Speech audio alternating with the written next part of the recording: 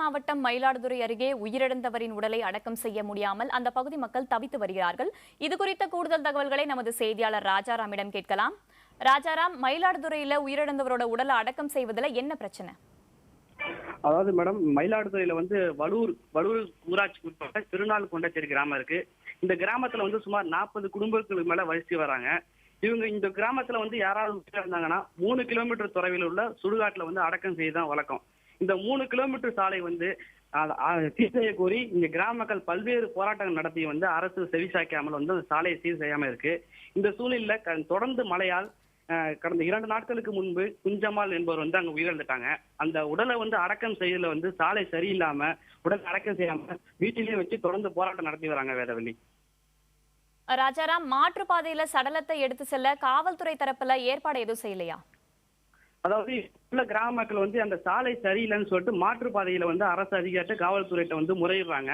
ஆனா அங்க உள்ள அரசு அதிகாரிகள் காவல்துறையினர் நீங்க மாற்று பாதையில கொண்டு போனீங்கன்னா ஏற்கனவே அங்க இரு தரப்பினருக்கிடையே தகராறு ஏற்பட்டிருக்கு. நீங்க மாற்று பாதையில கொண்டு போனா சட்ட ஒழுங்கு சீர்கேடும். அதனால மாற்று பாதையில கொண்டு போக முடியாது. ஆனா சாலையை தற்காலிகமா சீர் செஞ்சு அதுல உங்களுடைய உடலை எடுத்துட்டு போறதுக்கு அரசு சார்பா நடவடிக்கை எடுக்கப்பட்டு வருகிறது என்று தெரிவிக்கிறாங்க. வேதவள்ளி, இந்த விஷயத்துல அந்த பகுதி மக்களோட கோரிக்கை என்ன? அதாவது இங்க உள்ள மக்கள் இந்த சாலையை நிரந்தரமாக சரி செய்யுங்க கோரிக்கையா இருக்கு. இப்ப தற்காலிகமா செஞ்சுட்டு வராங்க.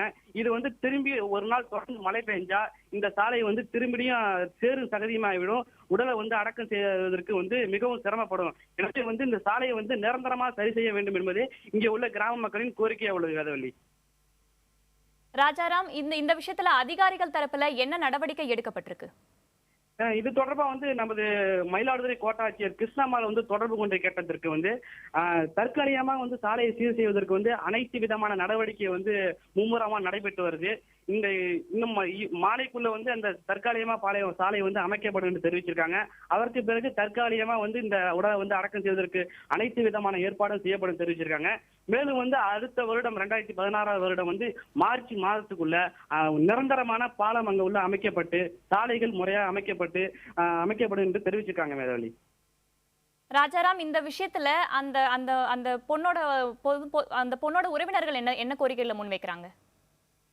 அதாவது அந்த உறவினர்கள் நாங்க மிகவும் தாழ்த்தப்பட்டவங்க. நாங்க எங்களால உடலை அடக்கம் செய்வதற்கு சிரமப்பட்டு வரோம். இந்த சூழ்நிலை சாலையும் சரியில்லைன்னா நாங்க அடக்கம் செய்வதில் மிகவும் சிரமம் ஏற்பட்டிருக்கு.